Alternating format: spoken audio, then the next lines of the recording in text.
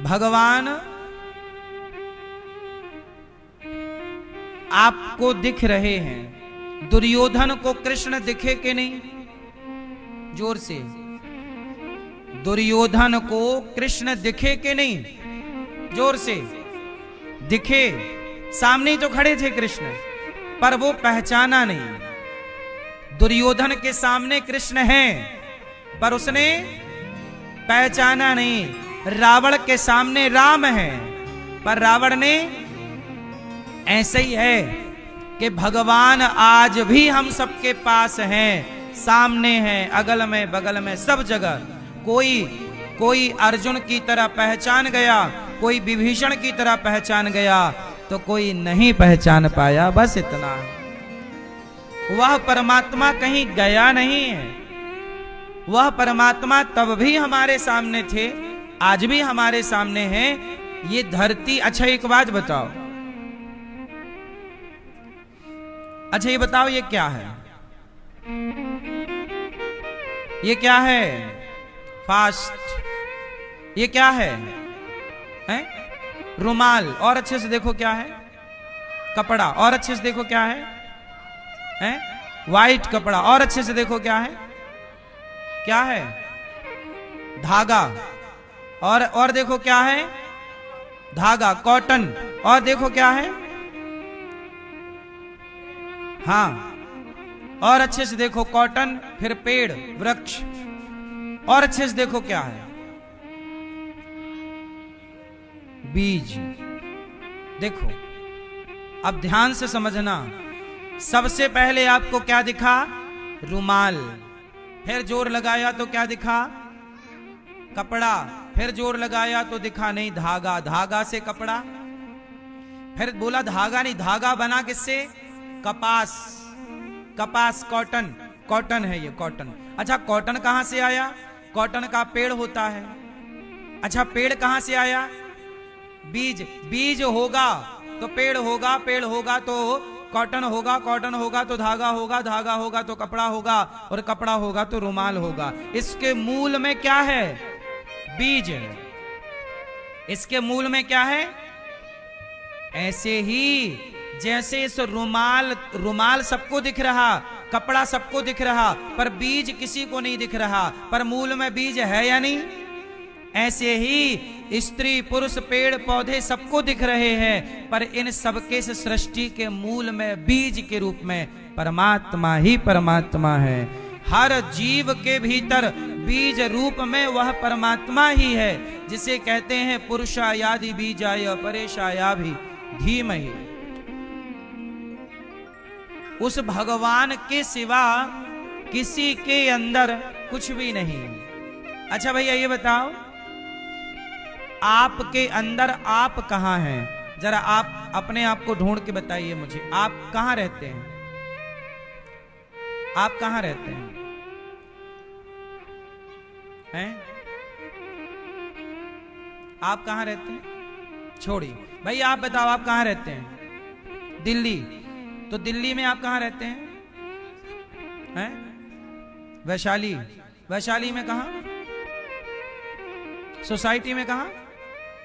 घर पे। घर पे अभी तो आप यहां हो, घर पे कौन है? घर पे सिर्फ घर खड़ा है, स्ट्रक्चर है। आप कहां रहते हैं? आपका नाम क्या है? विनीत कहां रहता है बताओ? आपने जो परिचय दिया वो घर का परिचय है। आप तो घर नहीं है, आप घर से अलग हैं। विनीत कहां रहता है ये बताओ? इस संसार में। अभी आप समझे नहीं, चलो हम समझा देते हैं थोड़ा। अनिरुद्धाचार्य कहां है? बताओ अनिरुद्धाचार्य कहां है? भाई अनिरुद्धाचार्य गौरी गोपाल में कहां है? अनिरुद्धाचार्य नाम का शरीर है ये। इस हुलिया को अनिरुद्धाचार्य कहते हैं, इस हुलिया को विनीत कहते हैं, इस हुलिया को अमित कहते हैं, इस हुलिया को सीता गीता गायत्री कहते हैं। हुलिया का नाम है ना? सही। ये हुलिया जरा सा मिटा, जैसे प्लेन हादसा हुआ अहमदाबाद में, तो सारे यात्री जल गए, सबका हुलिया बिगड़ गया, तो कोई नहीं पहचान पाया कि ये मेरा भाई है कि बेटा है कि बाप। बताओ, डीएनए हुआ तब ना पहचान मिली। हुलिया जरा सा बिगड़ेगा तो आपको आपके अपने भी नहीं पहचान पाएंगे। ये बात सही है कि गलत है? तो अब बताइए कि आप कहां रहते हैं? इस शरीर में आप कहां हैं? आप विनीत को ढूंढ के बताइए, विनीत कहां रहता है? ये आपका ये हाथ, ये आपका क्या है? हाथ है। ये आपकी आंख है, ये आपकी नाक है, ये आपके गाल हैं, ये आपकी छाती है, ये आपका पेट है। आप कहां हैं? बताओ, आप कहां हैं भैया? इस शरीर में आप कहां हैं? इस शरीर में आप कहां रहते हैं? जरा बताओ, कहां रहते हैं? चश्मा वाले भैया बताएंगे, आप कहां रहते हैं इस शरीर में? इस शरीर में आप कहते हो ना, मैं अनिरुद्धाचार्य, मैं विनीत, मैं विकास, मैं फला फला। तो भाई तुम कहां? वही तो हम पूछ रहे हैं कि यदि आप कह रहे हो आपका क्या नाम है? अमित, तो अमित कहां है इस शरीर में? आपका नाम क्या है? मनीष। मनीष कहां रहते हैं इस शरीर में? मनीष को ढूंढिए, कहां है? मनीष नाम का क्या है? आप बताइए, मनीष नाम का शरीर में क्या है? मनीष किसका नाम है? बताइए। मनीष शरीर में किसी का नाम मनीष नहीं है। इसका नाम उंगली है, इसका नाम अंगूठा है, इसका नाम पंजा है, इसका नाम हाथ है, इसका नाम कंधा है, इसका नाम पेट है, इसका नाम फेस है, इसका नाम दांत है, इसका नाम कान है, इसका नाम बाल है। मनीष किसी का भी नाम नहीं है शरीर में। मान बैठे हैं कि मैं मनीष हूं, मान बैठे हैं कि मैं अनिरुद्धाचार्य हूं। आत्मा का नाम मनीष नहीं है, आत्मा का ऑलरेडी नाम आत्मा है। मन का नाम ऑलरेडी नाम मन है, बुद्धि का नाम ऑलरेडी नाम बुद्धि है, चित्त का नाम ऑलरेडी नाम चित्त है। मनीष कहां है? बताओ, कहां है मनीष? कहीं नहीं है मनीष की सत्ता। ढूंढो बारीकी से, कहीं नहीं है अनिरुद्धाचार्य की सत्ता। लेकिन वही अनिरुद्धाचार्य, वही मनीष, वही लोग अपने नाम के पीछे मरे जा रहे हैं, मरे जा रहे हैं। झूठे ही अहंकार पाल लिया कि मैं हूं, मैं। तू कहां है भाई साहब? वही तो पूछ बैठा मैं कि तू है कहां? विनीत कहां है? ढूंढ के दिखाओ। घर में घर मिलेगा, विनीत नहीं मिलेगा। विनीत नाम की कौन सी वस्तु है बताइए? दस्तावेजों में नाम रजिस्टर्ड है विनीत, पर वास्तविक में विनीत को ढूंढेंगे तो इस शरीर में विनीत कहां रहता है आप ढूंढ ही नहीं पाओगे।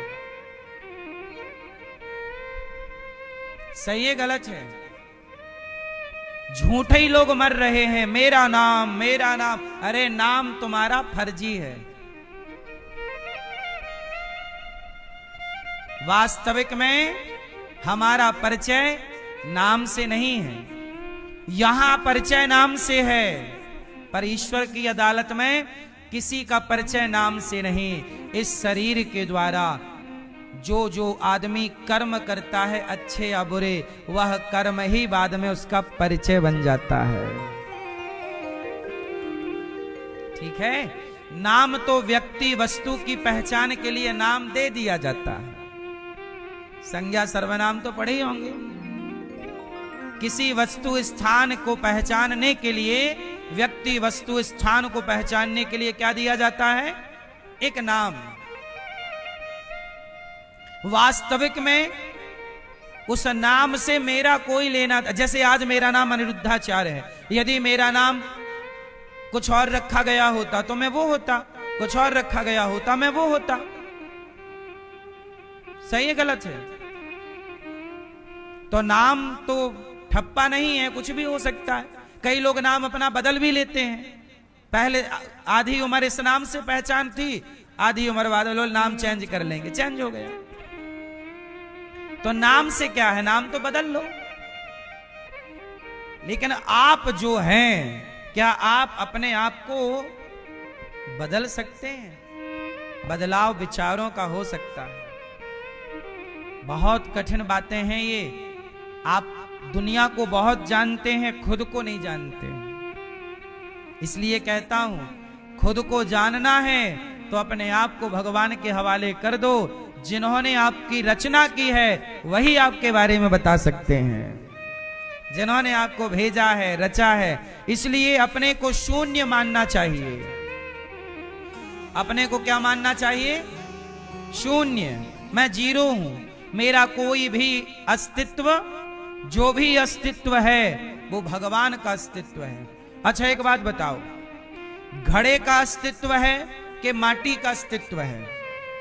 घड़ा है कि मिट्टी है? जोर से। घड़े का अस्तित्व है। तो ऐसा करिए भाई साहब कि घड़ा आप रख लीजिए और घड़े की मिट्टी हमें जरा लौटा दीजिए। जब घड़े की मिट्टी हमें आप वापस करेंगे तो आपके पास घड़े का अस्तित्व रह जाएगा? उत्तर दीजिए, उत्तर। घड़े का अपना कोई अस्तित्व नहीं है। घड़ा नाम की कोई वस्तु नहीं होती। मिट्टी के आकार को घड़ा कहते हैं। मिट्टी के एक तरह का हुलिया गोल गोल बना दिया, घड़ा लंबा लंबा बना दिया, गिलास हो गई, कुल्हड़ हो गई। गोल पेट बड़ा कर दिया, ऊपर से पतला कर दिया, सुराही बन गई। तो इनके नाम अपने नहीं हैं। ये मिट्टी का आकार बदलता गया, नाम बदलते गए। अस्तित्व किसका है माटी। मिट्टी के घड़े में, हां व्यवहार में कहते हैं भाई साहब एक घड़ा दे दो, व्यवहार में घड़ा ही बोला जाएगा, पर तत्व की वास्तविक दृष्टि में वह घड़ा, वह मिट्टी है। सही है गलत है? ऐसे ही जैसे घड़े में घड़े की सत्ता नहीं, मिट्टी की सत्ता है, ऐसे आप में आपकी सत्ता नहीं, भगवान की सत्ता है। हम में हमारी सत्ता नहीं, भगवान की सत्ता है। इसी तरह कण कण में उस परमात्मा की ही सत्ता है। इसलिए भगवान के सिवा धरती में दूसरी कोई सत्ता नहीं। मुझे नहीं दिखता, मुझे नहीं लगता कि ईश्वर के अतिरिक्त भी कुछ है। आपको लगता है? हां, व्यवहार में आपकी हमारी सत्ता दिखती है। ये सत्ता कैसी है? केवल व्यवहार में। जैसे सपना, जैसे आपने सोए रात को, तो सपने में आपने देखा कि मैं नदी तैर रहा हूं, सपने में देखा कि मैं एक गांव में घूम रहा हूं, लेकिन जैसे ही आंख खुली तो ना गांव था ना नदी थी। सत्ता तो थी नदी की, पर सपने में थी, वास्तविक में वहां कोई नदी। फिर जैसे आंख खुली तो सपना टूट गया। ऐसे ही जिस दिन ये आंखें बंद होंगी उस दिन ये जिंदगी का सपना भी टूट ही जाएगा। रात को देखा था वो भी सपना है, और ये जो दिन में चल रहा है ये भी सपना। ना वो अपना, ना अपना कुछ है। तो मीरा जी कहती हैं कि मेरे तो गिरधर गोपाल दूसरो ना कोई, भगवान ही अपने हैं। इसलिए एक परमात्मा की शरण में रहो, उस एक सत्ता को स्वीकार करो और अपने अहंकार को किनारे कर दो कि मैं कुछ हूं। कुछ नहीं हूं मैं। ये केवल तुम्हारा एटीट्यूड है, अभिमान है, ईगो है, घमंड है, दर्प है, कुछ नहीं है। यही घमंड नहीं मिट पाता व्यक्ति का। इसलिए सुखदेव जी कहते हैं कि सब में मेरा दर्शन करो, अर्थात भगवान का। और श्रोतव्य, ज्यादा से ज्यादा कथा सुनो, कीर्तितव्यश्च, कीर्तन करो और स्मरण करो ठाकुर जी का, भगवान श्रीमन नारायण का, सदा राम का, सदा कृष्ण का, सदा स्मरण करते रहिए। सदा जितासनो जितश्वासो जित संगो जितेंद्रिया। धीरे धीरे मन को जीतो, अच्छी संगत करो और धीरे धीरे अपने आप में काबू करो, कंट्रोल। किसको जीतना है? हमारा शत्रु कौन है? क्यों भैया, हमारा शत्रु कौन है? आपका शत्रु कौन? आपका शत्रु कौन?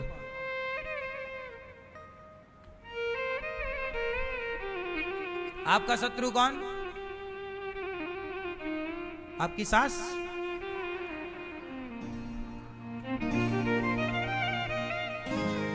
भैया आपका शत्रु कौन? जेठानी? देवरानी? अच्छा, आपका शत्रु है आपका मन। आपका शत्रु कौन है? हमारा मन। हम मन को लगाते हैं कथा में, पर वो चला जाता है कहीं और। हम माला लेके बैठते हैं जाप करने, वो मन चला जाता है वहां, आए कथा में है और ध्यान लगा है मुन्नी बदनाम हुई में। तो कथा में बैठ के ध्यान चल रहा है वहां का। तो ये मन आपका सबसे बड़ा क्या है? शत्रु है, कि आप बुला यहां रहे हैं और मन आपको गलत जगह ले जा रहा है। तो आपका शत्रु कौन? इसलिए कहते हैं कि जीतना है तो आप किसी को मार कर, मर्डर करके किसी को मत जीतिए, पहले अपने को जीत लीजिए। पहले अपने मन को अपना गुलाम बना लीजिए, मन को जीत लीजिए। बात समझ में आई कि नहीं? जो अपने मन को जीत लेगा, जो अपने आप को जीत लेगा, वह सबको जीत लेगा। और जो अपने से हार गया, वो सबसे हार गया। इसलिए मेरी मां, संत लोग, समझदार लोग किसी को जीतते नहीं हैं, वो जीतते हैं तो स्वयं को जीतते हैं, अपने को जीतने का प्रयास करते हैं। ना काहू से दोस्ती, ना काहू से जीतना क्या है? आप हमें गालियां दीजिए, पर आपकी गाली का हम पर कोई प्रभाव ना पड़े। जीता हुआ व्यक्ति कभी परेशान नहीं होता, मन को गुलाम बना रखा है। भगवान कृष्ण कौन है? भगवान राम कौन है? राम ने अपने को जीत लिया, रावण जीत नहीं पाया। पराई औरत को देख के मन डोल गया, लेकिन राम के सामने रावण की बहन सुंदरी बनकर आई और राम का मन नहीं डोला, क्योंकि राम ने मन को जीत रखा था कि मन यूं ही नहीं भागेगा। रावण ने मन को नहीं जीता, इसलिए मन उसका भाग गया पराई स्त्री में। आपका भी मन भाग रहा है यहां वहां, इसका मतलब आप भी रावण के पद चिन्हों पर चल रहे हैं, जबकि चलना हम सबको राम के पद चिन्हों पर है। जीतना है, किसको जीतना है? मन को। मन को, मन के हारे हार है, मन के जीते जीत। और मन ही मिलावत राम से, मन ही करत फजीत। मन, चित्त लगाओ भगवान में, ज्यादा हाय हाय नहीं। सत्याम क्षितौ किम कसिपोह प्रयासैर बाहौ स्वसिद्धे युपवर्हणै किम सत्यंजलौ किम पुरुधान्य पात्र्या दिग्वल्कलादौ सति किम दुकूलये। जमीन, ज्यादा पैसे कमाना चाहिए, पैसे कमाना चाहिए। अच्छा, आप लोगों के जीवन में शांति है कि नहीं? आंसर जोर से। शांति नहीं है? कभी है, कभी खुशी, कभी गम। शांति नहीं है। मैया जा रही हो, शांति की खोज में निकल पड़ी, जाओ टाटा। मैया बोली मैं आती हूं खोज के। कहां भागेगी शांति, अभी लाती हूं पकड़ के। शांति, आजकल लोगों के पास सब कुछ है, शांति नहीं। शांति के लिए मैं आपको एक उपाय बता सकता हूं। शांति क्यों नहीं है? कारण, शांति इसलिए नहीं है क्योंकि आपके जीवन में संतुष्टि नहीं है। क्या नहीं है? आपको जितना मिल रहा है, जितना मिल जाए उसमें संतोष करिए। आजकल व्यक्ति संतोष नहीं करता, इसलिए सब कुछ होने के बाद भी परेशान है, क्योंकि जहां संतुष्टि नहीं है वहां फिर अशांति ही अशांति है। इसलिए शांति चाहते हो तो जितना विधाता ने दिया बहुत कह के परमात्मा का थैंक यू करो। हे ईश्वर आपका धन्यवाद, आपने हमें बहुत कुछ दिया। लेकिन आप धन्यवाद नहीं देते, शिकायत करते हैं, भगवान ये और नहीं दिया आपने, ये भी नहीं दिया आपने, ये तो दिया ही नहीं। शिकायत शिकायत शिकायत भरी जिंदगी आप लोग जीते हैं और आपको जो मिला है आपको पता ही नहीं। अच्छा भैया बताओ, आपके पास वो कौन सी चीज है जो लाखों की नहीं, करोड़ों की नहीं, अरबों की कह सकते हैं? बताओ भैया, आपके पास वो कौन सी चीज है जो बहुत महंगी है कुछ याद आपको? सब चुप रहो, जिससे पूछेंगे वही बोलेंगे, नकल ना करो। भैया आप बताओ वो कौन सी चीज है आपके पास जो बहुत महंगी है? माता पिता। आप बताओ वो कौन सी चीज है जो आपके पास बहुत कीमती है? हाँ भैया आप बताइए, वो कौन सी चीज है जो आपके पास सबसे कीमती है? क्या है आपके पास सबसे कीमती चीज? क्या है आपके पास? हैं? माता पिता। क्या समय? समय। और क्या बोल रहे हैं? क्या बोल रहे हैं भैया?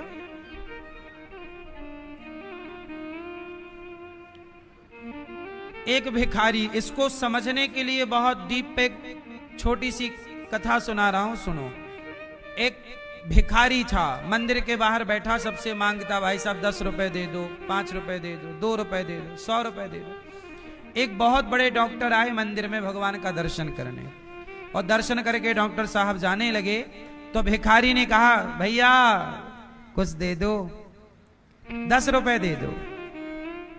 तो डॉक्टर साहब बोले कि देख मैं बड़ा डॉक्टर हूं, बहुत पैसे वाला हूं, मेरे से 10 रुपए मत मांग, थोड़ा ज्यादा मांग। मैं बड़ा हूं ना तो अपने स्टेटस से तुझे दूंगा। तो भिखारी बोला, अच्छा ऐसा करिए आप 100 रुपए दे दीजिए।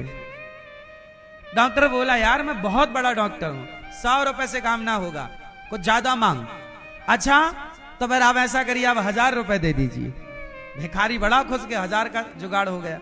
अरे मैं बहुत बड़ा डॉक्टर हूं, 1000 रुपए से क्या होगा, ज्यादा मांग। अच्छा ऐसा करिए आप मुझे 1 लाख रुपए दे दीजिए। डॉक्टर बोला, ये 1 लाख बहुत कम है, मैं बहुत बड़ा आदमी हूं, 1 लाख क्या मांगता, ज्यादा। भिखारी को लगा, अच्छा तो आप मुझे 10 लाख दे सकते हैं? बोले 10 लाख से क्या होगा, 10 लाख में तेरा घर भी नहीं बनेगा, 10 लाख लेने के बाद भी यहीं बैठा मिलेगा कल। ऐसा मांग के फिर तुझे भीख ना मांगना पड़े। बोल, अच्छा ऐसा करो फिर आप मुझे 1 करोड़ दे दो।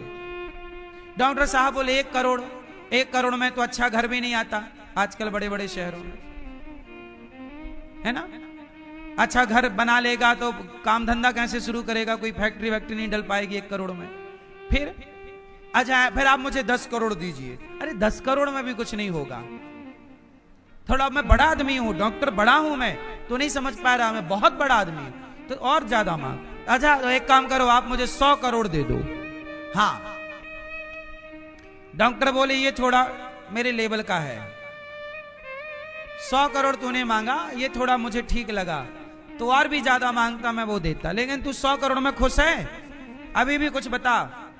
हाँ मैं खुश हूं 100। अब भिखारी जो 10 रुपए मांगता था उसे 100 करोड़ मिल जाए। भिखारी बोला, हाँ हाँ बहुत है, 100 करोड़ बहुत है। हाँ ठीक है, इससे तेरा घर भी बन जाएगा, तेरा फैक्ट्री वैक्ट्री भी चल पड़ेगी। सुन, लेकिन एक बात है, मैं तुझे 100 करोड़ देता हूं, पर एक शर्त है कि तुझे, एक शर्त है कि जो कुछ भी तेरे पास है आज से वो सब कुछ मेरा, ये साइन करके दे मुझे कागज में। मैं तुझे 100 करोड़ दूंगा, पर आज से जो कुछ है वो सब। तो भिखारी बोला, मेरे पास तो कुछ नहीं है, मेरे पास तो कुछ नहीं है।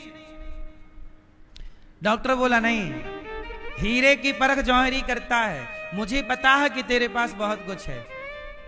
ये तेरा शरीर है ना, ये तो है तेरे पास, तो अपना सब कुछ लिख के दे। अब वो भिखारी तो देखो भिखारी था, उसने लिख के कोरे कागज में दे दिया और सब सील ठप्पा करा दिया, पक्का कागज हो गया कि आज से जो कुछ मेरा है वो सब कुछ आपका डॉक्टर साहब ने उसके खाते में 100 करोड़ रुपए ट्रांसफर कर दिए। देख आ गए वो 100 करोड़ पा के खुश। अब तो वो 100 करोड़ में झूम रहा है, नाच रहा है, घर वर खरीद लिया, वो बड़े फ्लैट में बड़े घर में रहने लग गया, है ना। एक दिन डॉक्टर साहब ने कहा कि हाँ आ जाओ हमारे हॉस्पिटल। क्या करना है डॉक्टर साहब? बोले एक पेशेंट आया है, वो एक किडनी लेना चाहता है, तो आप किडनी अपनी दे दो। अरे डॉक्टर साहब किडनी चली जाएगी तो हम 100 करोड़ का क्या करेंगे, मर नहीं जाएंगे? नहीं नहीं तू मरेगा नहीं, 2 किडनियां होती है ना, एक दे दे, मैंने उससे 50 करोड़ ले लिया है। अच्छा डॉक्टर साहब एक किडनी 50 करोड़ की? हाँ हाँ वो दे देगा। अब वो आया, लेट गया, उसने एक किडनी दे दी, एक बची। अब वो थोड़ा ऐसे ऐसे चलने लगा। अब उसको लगा चलो कोई बात नहीं, ये किडनी गई, 100 करोड़ तो हैं। कुछ दिन बाद डॉक्टर साहब का फोन आया, सुनो वो अपनी एक आंख दे दो जरा, आओ वो आंख चाहिए तुम्हारी एक। अरे डॉक्टर साहब आंख चली जाएगी, हम मर नहीं जाएंगे, अंधे नहीं हो जाएंगे? नहीं नहीं नहीं, देखो वादा है, जो तुम्हारा है वो मेरा है, मैंने 100 करोड़ दिए। अब वो आया, वो अपनी आंख निकलवा रहा है, वो जब आंख निकलवाने लगा उठ के बैठ गया, नहीं डॉक्टर साहब मेरी आंख ना निकालो, मैं देखो कैसा हो जाऊंगा, एक आंख का काना हो जाऊंगा, नहीं मेरी आंख मत लो। अरे डॉक्टर साहब बोले 100 करोड़ दिया है। नहीं साहब 100 करोड़ आप वापस ले लो, हमारी आंख हमसे मत छीनो, हम नहीं रहना चाहते आंख के बिना। तब डॉक्टर साहब ने कहा पागल सोच जरा, तेरी एक आंख तो नहीं देना चाहता 100 करोड़ में, और भगवान ने तुझे ऐसी 2 आंखें दी हैं, तेरी किडनियां तेरे पास हैं, तेरे पांव तेरे पास हैं, तेरा अनमोल शरीर है, अनमोल शरीर पाकर भी तू कहता है मेरे पास कुछ नहीं है। अरे परमात्मा ने तुझे अनमोल दौलत दी है जिसे पैसे से कोई नहीं खरीद सकता, कोई नहीं। डॉक्टर साहब बड़ी गलती हो गई, आप 100 करोड़ ले लीजिए, मेरा शरीर ही मेरी दौलत है। पर डॉक्टर साहब मेरी किडनी तो निकल गई। डॉक्टर साहब बोले नहीं, मैंने किडनी नहीं निकाली तेरी, मैंने तेरे झूठे ही तेरे को बेहोश करके और वहां पे हल्का सा पट्टी वट्टी लगा दी, निकाला कुछ नहीं है, तू जैसा था वैसे ही है। मैंने तेरे को केवल समझाने के लिए कि तू कहता है ना कि मैं गरीब हूं, मेरे पास कुछ नहीं है। अरे भगवान का भेजा बंदा इस धरती में गरीब नहीं हो सकता। अनमोल तेरा जीवन यूं ही गवा रहा है, किस ओर तेरी मंजिल किस ओर जा रहा है। अनमोल शरीर है, इस शरीर को पाकर आप कहते हैं मैं गरीब हूं, इससे बड़ा मजाक क्या होगा, इससे बड़ा झूठ क्या होगा। आपका शरीर आपका जीवन क्या है, अनमोल है। इसलिए ये मत कहा करो कि भगवान ने हमें कुछ नहीं दिया, भगवान ने आपको सब कुछ दिया है।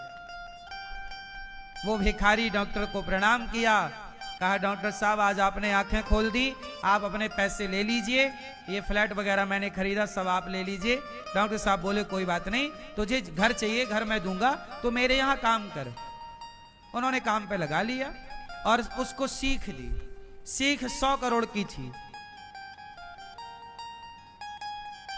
सही है। आदमी के पास शरीर है ना तो पैसे के लिए रोता है, और जब पैसा आएगा तो शरीर के लिए रोएगा कि डॉक्टर साहब पैसा ले लो, थोड़ा ये दर्द ठीक कर दो, थोड़ा ये घुटना ठीक कर दो, थोड़ा ये ठीक कर दो। सारी जिंदगी आदमी पैसा पैसा पैसा और शरीर बिगाड़ लेता है पैसे के चक्कर में, बाद में फिर पैसा दे दे के शरीर ठीक कराता है। बोलो हाँ,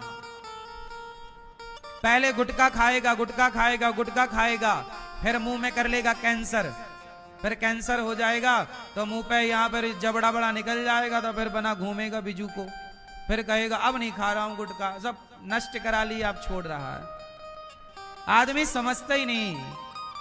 हाँ इसलिए कहा जीवन है अनमोल रे, इसे माटी में ना घोल रे।